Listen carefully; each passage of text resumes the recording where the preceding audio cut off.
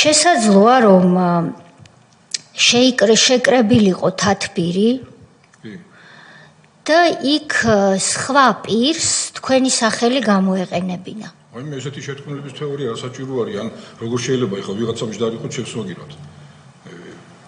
ყველა სავგება არ ვიცი რა ვერ გეტყვით. ან შეიძლება აი ნახეთ ჩვენ გვიწყვია აქ მე თქვენთან ერთად მსჯელობ.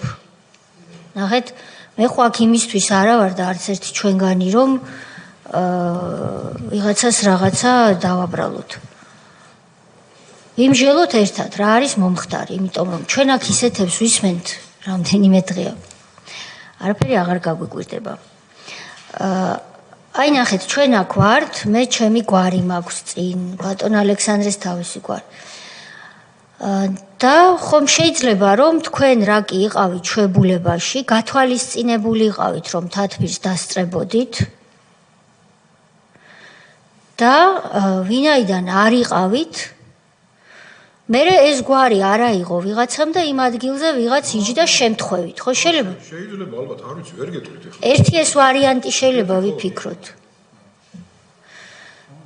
და იქ მყოფ პირებს დარჩენოდა ჩთაბეჭდილება რომ აქ რომ სხვა იჯდეს, არ არის ცნობადი სახე და სამხედრო პირმა ჩათვალა რომ ეს ბატონი შალვაა. შესაძლოა ეს მომხდარი იყო, ნუ ტექნიკურად გასაგებია. ვერ გეტყვით რა. კარგი. ხო მე რო არ ვიყავი ვიცი რა.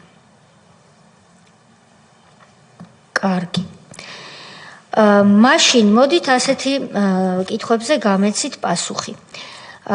ბატონი ვანოს დროს თქვენთან ერთად აგვისტოს ომის დროს სანამ კარალეთში ჩავალთ თქვენთან ერთად და გავაგრძელებთ 7 აგვისტოს და 8 აგვისტოს თემებზე ვისაუბრებთ, ვინ იყვნენ მოადგილეები?